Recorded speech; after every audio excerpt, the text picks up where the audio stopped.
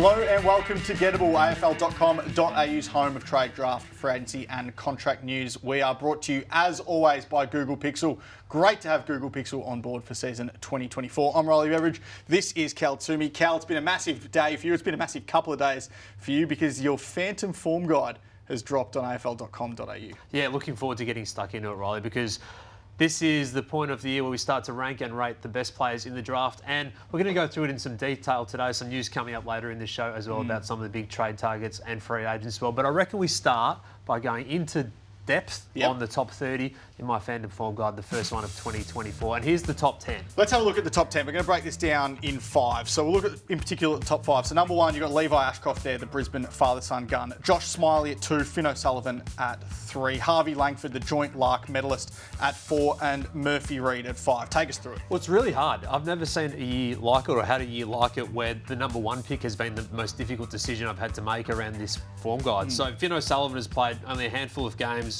this year and not really hit his straps at all. Josh Smiley, through injury that is, of course, Finn O'Sullivan. Josh Smiley dominated in the lead up to the carnival, probably wasn't as dominant for Vic Metro through the championship, still averaged about 19 disposals, 6 clearances as a big body midfielder. He's a unique talent and still, I think, in that top 3 or 4 players in the pool. But I ended up going with Levi Ashcroft on the basis of 2.5 years worth of form. So for me, it's like, let's put him here and see if the other guys can chase him down over the next 6 to 8 weeks, which I still think is very possible. It's the most even number 1 race I think I can remember since covering the draft in more than 10 years now. So runs on the board makes me have Levi there. He might have one of the best CVs in draft history by the time this year's over. But you speak to recruiters and Levi, Smiley, O'Sullivan, Lawler, Trainer, Smith all get mentioned as potential number 1 picks, so very wide open race. Harvey Langford at 4. We mentioned before the joint Lark medalist had a great day on Sunday, played a lot of his time forward of centre as well. Talk to us about his rise. Well, he's been incredible. He could well be a top 3 pick by the end of the season. I have him at number 4. That might surprise some people, but that's based purely on performance. His last 12 weeks has been outstanding. First for the Dandenong Stingrays, and then, as you say, a Lark medalist for Vic Country. He had his moments in this game as well. Probably wasn't his best game, but he still had some fantastic games across the carnival.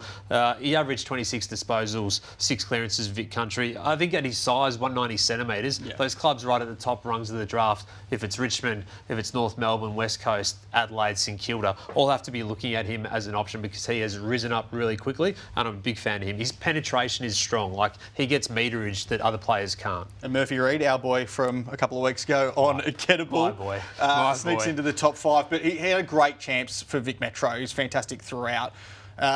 He's a top 5 prospect, isn't he? Yeah, he's pushed himself into that realm. And even on the weekend, it's just his disposal by foot, he's one of the kicks, but also some of his handballing as well, where he's able to set up goals and do some things that just other players can't. He takes the game forward, and that's what I like about him, and that's why I've got him as a top 5 talent in this year's pool at this point. Some of his setup work has been terrific, so he's a top 10 pick for me and definitely has suitors in that range. All right, let's look at the remainder of the top 10. So we've got Jagger Smith at 6, Luke Trainer at 7, kicked the winning goal for Vic Country, of course, after the siren. For Vic Metro after the siren on Sunday. Sam Lawler at 8, Sid Draper at 9, and then Bo Allen at 10. So the first couple of non-Vic kids there as well coming in with Sam Draper and Bo Allen. Yeah, and the other bit is that Sam Lawler is probably the one that I look at and think, well, how high could he go? I think he's a player who, if the season goes really well for him over the next 6 weeks for Greater Western Victoria Rebels, that he could definitely be in that range. So he's a bull. Look at that tackle there. He's ferocious, he's physical, and this mark is the moment you think, well, that's Christian Petrarca. That's what he was doing as a bottom major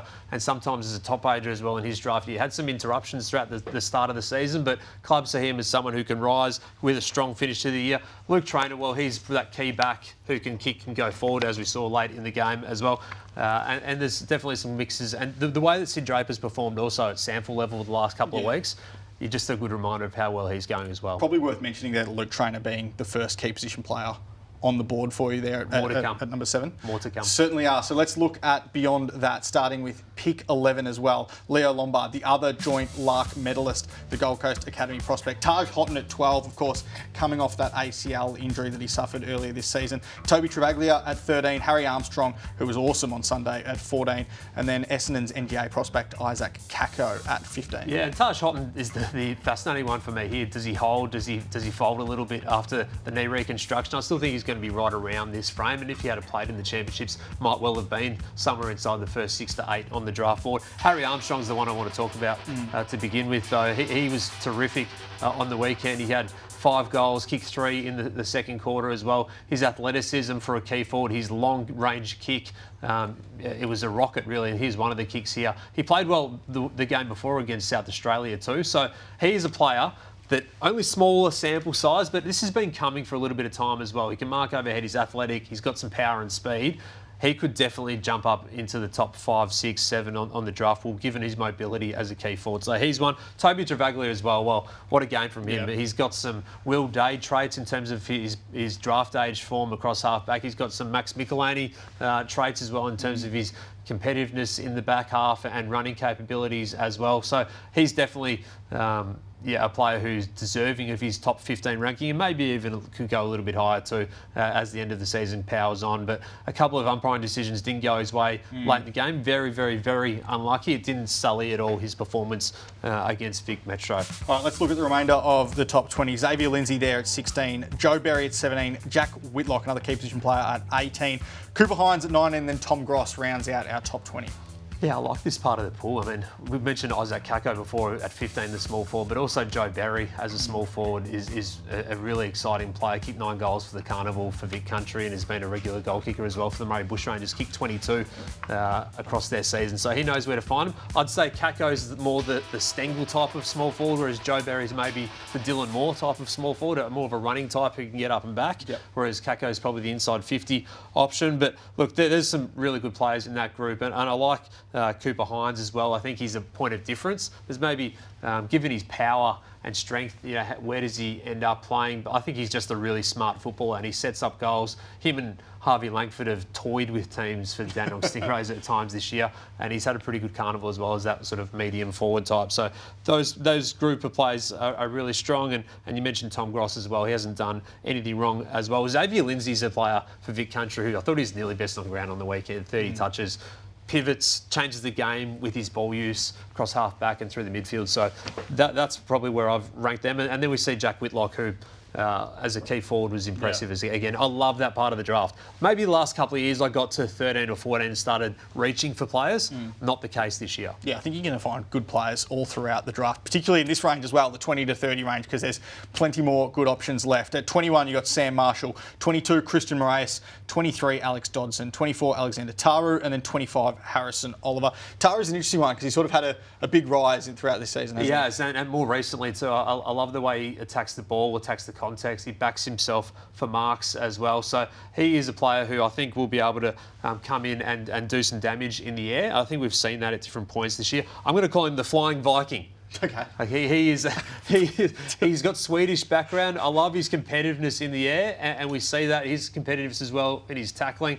We're going to call the Flying Swede, like the Flying Dutchman. I'm going to go with the Flying Viking. So I really like him. I think he's coming up with the rush. I like it. And then finally, to finish out the top 30, at 26, you've got Matt Whitlock, 27, Job Shanahan, 28, Jonty Fall, 29, Tom Sims, and then 30, Noel Moraz. I thought Tom Sims actually performed really well on the weekend, takes the ball at its highest point when he's marking. He's really super sticky with those hands. But yeah, no, just on those groups, like...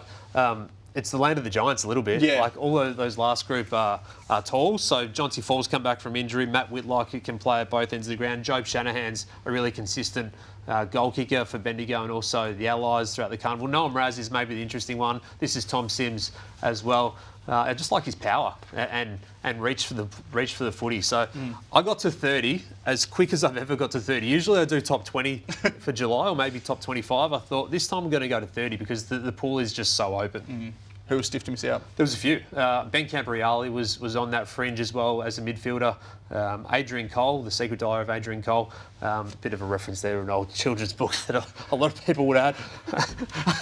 Angus Clark, a South Australian. Adrian Cole's a key defender. Clark's a South Australian who's performed really well. Harry O'Farrell, a tall forward. Xavier Izovic is going really well. Logan Smith, Zach Johnson. So, yeah, Jesse Totoli as well. I think probably if I did 31, he'd be the next one in. So, I like it. Can you put you on the spot a little bit? So much talk around super drafts. Gets raised every year. Is this a super draft? Does it constitute a super draft, Cal? It's a super depth draft. Okay. It's a super depth draft. The top 5 or 6, probably doesn't have the same star power that we saw last year. Yep. With Harley, the Wizard, the Tassie boys, Dersma, these type of guys. And Caddy now coming through. But I think it's a super depth draft. The depth of this year's draft is so much better. And I think this year we'll see players picked in the 40s who in previous years would have been picked in the 20s. So there's a reason why clubs are trying to trade their future first picks, or will try and trade their future firsts to get back into this year to get another handle on it. Okay, well, Gettable is, of course, brought to you by Google Pixel. And on the Google Pixel, the Magic Editor feature lets you edit your photos right on your phone. All right, I'm going to ask you this one. If you could magically edit July's Phantom Form Guide, which player's position would you change? Where'd I get it wrong? I just think Sam Lawler has the potential to be absolutely anything in this year's pool. I know you got him pretty high. You got him at 8, so Yep. I know you got him high already, but I just think by the end of the year, if there's anyone that's going to be challenging that number 1 spot that's currently out of that top 5, I can see it being Sam Lawler. If he can have that explosive impact on games like he did on Sunday, you saw the massive marker that he took and the way he was able to break free from stoppage. I think he's one that could push number 1. I like it. Harry Armstrong's my watch. Okay. I think there's a chance he definitely finishes. Kick on the weekend, 5? 5. He 3 against SA, kicked a couple of bags of 4 for the Sandy Dragons leading into the carnival. I think he could go in the top 10 if he keeps performing like that. Plenty more still to come on Gettable. Stick around. Welcome back to Gettable, brought to you by Google Pixel. Cal, we've spoken... Just quickly, this question off the cuff. Did you manage to sleep last night? Because last year... It's Christmas morning, yeah, okay. Yeah. That's good. It's good from you, Cal. We've spoken plenty already on Gettable about the free agents and the pre-agents who are coming out of contract in 2025. But I want to chat to you a little bit about the guys who aren't free agents but who are going to have plenty of money offered to them in 2025. Yeah, we're calling this segment Back Up the Truck. There it is, back up the truck. The players who are going to have clubs back up the truck for them next year. As you say, these guys aren't free agents, but they are out of contract at the end of 2025. So we're going to whip through who we think are going to have massive offers coming their way in 2025 or over the next 14 to 16 months. Let's start with Chad Warner, which we know is already backing up the truck. Wayne, big interest. There it is. The truck's been backed up. I don't know if that's West Coast or Fremantle or someone else, but all of them are in the mix for Chad Warner next year. It's going to be potentially footy's biggest ever deal before Harley Reid the next year comes out of contract. Back up the truck big time. That's happening for Chad Warner. Mac Andrew, well, he's another one out of contract next year. His manager, Julian Petrarca, on deck. I think this one, discussions would likely start up soon. I think Gold Coast would be looking to lock him in. You know, if it's 2 years, 4 years through to free agency, how well is he going? Well, maybe not as much as other clubs are backing up the truck, but I do think the clubs will. All right, Finn Callahan, back up the truck. He will get some extreme offers of more than $1 million a season, I think, at the end of his 4th year. Now, how much is he going to be worth? How much can they pay him? He's been pretty loyal to them, obviously a Melbourne boy, but he's going to get some big offers for him. Miles Bergman, well, he knocked back some big offers at the end of last year, about this time last year when he re-signed with Port Adelaide for 2 more years. They were backing up the truck last year. They were backing, bang, there it is. Those offers, Collingwood come through a 4-year offer, I think, maybe even longer, at around $3 million. So would they come again at the end of next year? Toby Conway, just going to put this one on the radar. Remember when Sam Draper was offered nearly $2 million before he'd played a game by St Kilda? He stayed at the Bombers. Back then, that was like, geez, the club's backed up the truck. But if the Cats look elsewhere for their ruck over the next little bit, does the club back up the truck and throw some cash? That was almost a premeditated back Matt Rowell, the other one that I'm going to roll through as well. Number 1 pick. I'd be shocked if he moved, but I'd expect the Suns to be able to tie him up until at least free agency. That'd be 2 more years down the track. All right, a few more. Nazaya Wanganeen-Milleray has been fantastic for St Kilda this year. From South Australia, obviously, he's going to have that interest to go back home. Will he have to pull back home? Because he's going to get massive offers. We know he could be a $1 million player at one point. So clubs will be... backing up the truck. They certainly will be. Sam De Koning, you mentioned Toby Conway before, but Sam De Koning has already become Geelong's sort of new wave ruck in a sense. And his brothers... Back up the ruck. His brother's a free agent next year, and Tom, he's not. So he's only into his 6th year next year, but he's gone into the ruck recently, had a similar type of impact, so I wouldn't be shocked if clubs come for him if they miss out on Tom as well. Machito Owens, a number of clubs nearly bid on him inside the top 20, and we're going to get to the NGA changes in a little bit, but a number of clubs nearly stole him from St Kilda back in his draft year. I don't think he's playing anywhere near his best right now at St Kilda. I wonder if he could be tempted by a freer role at a different club next year. Braden Campbell's a really interesting one. Played 15 games this year, but he's been the sub in 4 of them. He's been flicked around in a few different roles. Yep. Cal Mills and Luke Parker come back into that Sydney side, so I'd expect clubs to see if they could potentially prize him out of the I'm Swans. not hearing it. Having been backed up the truck, they might be backing up the truck for him. Judd McVeigh. Has there been a better rookie pick in the last few years? He's been absolutely fantastic. He signed early last year through until 2025, so the D's were obviously keen then to lock him away early. I'd expect them to be keen to lock him away early ahead of his next contract. He's from WA, but clubs will certainly back up the truck for Judd McVeigh, particularly those in WA. And Sam Darcy, a father-son, so the safe money is on him staying at the Western Bulldogs, but clearly he's got one of the most highest potentials in the competition. So clubs will be... Backing up the truck. Google Gettable Pixel. Just that thing's given me a reminder once. I got a call from an AFL player once, so I won't say it. It was a funny one. And they said, hey Cal, they said, hey Cal, what noise does a truck make going backwards? And I'm like, I don't know. And then they hung up, so the ringtone went beep, beep, beep. Very funny. All right, plenty more still to come. Work? I think it did. Yeah. I love it. But plenty more still to come on Gettable. Welcome back to Gettable. Cal, I've got that noise ringing in my ears now. I feel like it's just going to be there for the rest of the show. That is a sound effect, to be clear. It's not some construction work. No, it is definitely a sound effect. All right, it's time for Askable, which of course is brought to you by Google Pixel. Cal, do you know how people should ask us their questions? Get on their Google Pixel, open up the Instagram app, find us at Gettable with 2 T's, and you ask the questions, we answer them. We'll start with Dylan. He wants to know, how will Essendon approach the off-season with access to Isaac Kako? You wrote last night that there could be more NGA changes. Yeah, well, the NGA changes proposed to clubs on Tuesday are that clubs will be able to match bids on NGA prospects from pick 1 onwards. We've been on this for a few weeks, so we revealed this a few weeks ago that this was a good chance of happening, that the transition process to open this up to make it all in one bidding system. So they've gone back to the Jamari Uhaga rules, essentially, which preempted the change, funnily enough. It's cost Melbourne, Mac Andrew, and St Kilda, Cam McKenzie, and also Freo, Jesse Motlop, but the change will come in this year unless it's knocked back from the AFL Commission, which I just cannot see happening. So it's massive for the Bombers. They'll get to be able to match a bid on Isaac Kako, who otherwise they would have had to use their own pick on and hope that he got there. If I'm them now, I'm saying get in ahead of the bid, trade up, get into a top 10 selection, try and get Harry Armstrong or one of these taller types, and then get a small forward like Isaac Kako by just matching a bid. The DVI might change next year, more likely, I think, than this year, but that change will allow them to get in, get a small forward who... Isaac Kako, I really rate this much.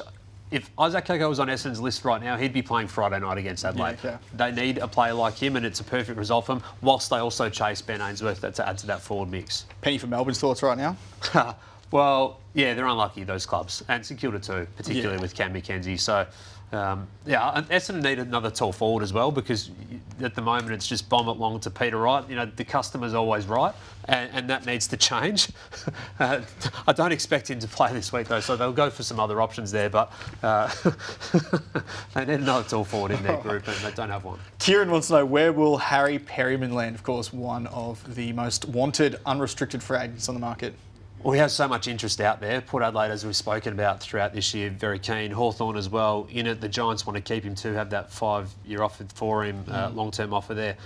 Perryman has a 7-year offer in front of him as well from a rival. So he's being pursued pretty hard. Yeah, right. Not all rivals are offering 7 years, but that will give him pause to think about what the difference is going to be. Yeah, that's exactly right. That's backing up the truck. Clubs are backing up the truck. Given the Giants can't match that money as well as other clubs can put forward. Also means with the change in free agency compensation formula now, adding the year length of deals, which we've reported on this show many times as well. Ned Guy was on the desk and said that was something they're looking at. The Giants could be eyeing first-round compo too, so that's an interesting element too. What about Isaac Cumming as well, who's I was going to say, just on the Giants and on their free agency, Isaac Cumming has a long-term offer on the table now from the Giants. I expect the interest in him to be pretty significant from across the competition, given, like Perryman, he is an unrestricted free agent. So if he does opt to go elsewhere, the Giants can't match the bid, but the Giants have open talks, they've offered him a long-term deal, they want him to stay at the club. So clearly, as well as we've reported numerous times throughout the year, they've got the 5-year offer on the table for Harry Perryman, so they want to keep both of those prospects, but wanted men across the competition, both Harry Perryman and Isaac Cumming. Scott wants to know, how many free agents do you expect to move clubs this off-season? Oh, still a few. I mean, Perryman's the one that you're probably leaning towards that way. Ben Ainsworth, we've obviously reported that the Bombers have 5 years on the table for him. Gold Coast has 4 and a trigger for a 5th. Tough break for him, missing the rest of the season now with that shoulder AC injury. Whether that speeds up his decision-making process or not, we'll wait and see. But that's a decision he has to make. Josh Battle, we think, is more likely leaving than staying at this point. Put off talks to the end of the season. That's always a reasonable sign. Jake Kolajasny, free agent at the Cats. No offer yet from the Cats. He's a premiership player, has been keen to stay, so it'll be interesting to see if another club has a late dip there. Jack Henry, bit of a standstill on that one. 4 years versus 5 years is probably the read of other clubs on where that one sits at the moment. Cam Zurhaar, I don't think this is a done deal yet. They'll be backing up the truck for Cam Zurhaar. They might, in a few weeks. I think this isn't a done deal yet. Still lots of clubs thinking this one has still a bit to play out. I think it's still a good chance it gets to the end of the year, so the plane's not going in for its final descent. I think it's still circling on the Zurhaar one. Liam Duggan, officially still a free agent, but I think that'll be done pretty soon as well. As we mentioned last week, probably a 4-year deal there. I like that from you. Any other plane jokes you can get in for the rest of the show? Because we want to know. Okay, Captain. Didn't expect it to be that quick. Luke wants to know, can we get a contract update on the Hawks? Connor Nash, CJ and Lloyd Meek. Okay, I'll start with Connor Nash. He's in a bit of a stalemate at the moment, so still in negotiations, still expecting him to stay, but there has been rival interest in him that's strong out there. As we said a few weeks ago, Blake Hardwick got that 5-year deal as a free agent. I'd expect Nash, a year younger than Hardwick, to be going for that similar term. CJ talks have started. Probably more of a value thing for him. He's been hard to assess with his injuries and where he's playing as well.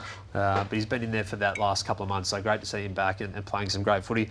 Lloyd Meek, just to put all Hawks fans... We get a lot of questions about Lloyd Meek's contract status. We do. He's not out of contract. He's in contract. He's in contract. He's contracted to the end of next year. He signed a 3-year deal when he signed at the Hawks, and what a great pickup he's been. That's looking like a really good trade, isn't it? Like, Freo didn't need him there with the ruck depth they've got. They've got Jackson in. Jago Mira went across. He's been a valuable addition to their midfield. And because of that trade as well, the Hawks got an extra pick.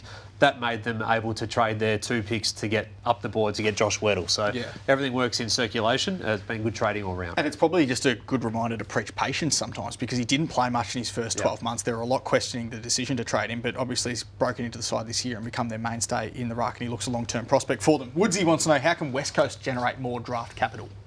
Well, we know the Tom Barrass situation is ongoing and there's still talks and negotiations there, and the Western Bulldogs are kind of waiting with bated breath a little bit where this one plays out, and they're first slip if he goes and gets through. So they catch it like Mark Waugh or Warney in first slip if they have to. But also Liam Ryan is another one I'm looking at from an Eagles point of view. Clubs are looking at him and seeing if he'd be available and if he'd be interested in a move. Interestingly, he signed earlier this year on a 2-year deal, which gives West Coast control of any potential trade. But if they're looking for draft capital, he's 27, a premiership player, and we know the value that players get as small forwards. Obviously, had a bad run with injury over the last couple of years, but he's one that I'm keeping an eye on. Leanne wants to know, should Freo use its draft picks this year? Of course, they've got 3 first-rounders. Or should they trade them out? 3 first-rounders, but also an early second. So right now, the Dockers hold pick 7, 10, 14 and 25. Best draft hand in it, and a super haul that gives them options and scope to hold the picks and take 4 players that we've just spoken about out of the top 30. If they have the same top 30, I'm sure it's word for word the exact same as mine. But there'll probably be a few players. Surely. Every club. The other option is they keep some and trade some, and then the other option to that as well is they trade a handful out. Now, we know they're already actively chasing players, have been in the Liam Baker race as well. Can also say today that star Dockers pair, Caleb Sarong and Andrew Brayshaw, were a part of a contingent of Dockers group that met with Liam Baker recently when he was in Fremantle. So as part of the pitch there. So that's when the Tigers were in Perth a couple of weeks ago, and that's clearly something that he's got to weigh up. So where do you reckon he goes then? Because you've been saying all year that it's pretty close between Freo and West Coast, and obviously Richmond has the offer on the table as well and wants to keep him. So where do you reckon he goes? Yeah, as you say, I think all year have been pretty line ball about that one. And I think it's been tight. So I think he goes. But we thought that 2 years ago and he ended up staying. Both clubs were well and truly in it 2 years ago and he ended up staying. I don't think he's going to stay this time. I think it's more a go, but just about which club goes. And Freo, as we just spoke about, has the picks. Okay. Jack wants to know, which key forwards should North Melbourne target at the draft? Harry Armstrong would look nice for them. He would, and this is where this draft is so interesting. Like, they've picked 2 or 3 at the moment, whichever way that goes over the next couple of weeks is going to be one of those. Do they leap early? Do they try and trade back? I'm sure that a couple of clubs at the top, particularly North and West Coast, would look at splitting. Yeah. But it's going to be hard here to split. It just is, because the evenness that we spoke about before, does any clubs really want to trade up 3 or 4 spots or 5 spots to get a player that they might have got through anyway, and there might not be that much of a difference? Same reason that clubs might want to switch back. Richmond's a little bit different because they might have picks coming in for Rioli and Baker regardless. But Harry Armstrong is one that I'd look at for sure. Jack Whitlock, they've picked 22 at the moment as well, so one of these guys might get through there. Jonty Fall, Tom Sims, Matt Whitlock, Jobe Shanahan, all those guys. Are we counting Luke Traynor as a key forward after he kicked the winner? No, we're not. We're not. He might count himself as that, but no, we're not. Do you reckon he would have got the distance? He would have gone close. I think he was looking to pass initially. Yeah. Finally, Nat wants to know, who does Dougie Cochran compare to at AFL level? Of course, he tore up the under-16s championships. Yeah, he was the talk of Gold Coast last week when I was up there, and this was a fantastic, great last game. We speak about the on-Broadway, shall we say, of the under-18s grand final over the weekend. Well, this was the off-Broadway under-16s title game. And this was the on-Broad beach. Yeah, exactly. Very nice. So he was terrific. He had 26, 27 touches again. Yeah, he plays through the midfield. He's a unique player. Plays on half-back, inside mid, tall forward, kicks well on both feet. He won the Kevin Sheen medal as the best player in the under-16s, and he was all the rage up there. So teach me how to Dougie. One to watch in 2026 or 7? 6. 26. 26. Great episode from you today, Cal. Great episode from our audio guy, CD, as well, with the butt track backing up. Thank you all for watching. The what track? Trying to get my words out there. The butt track. Back up the truck. Back up the truck. Do we have an acronym for that? Maybe we'll leave that there. Thank you heaps to Google Pixel as well. We'll see you next week on Gettable.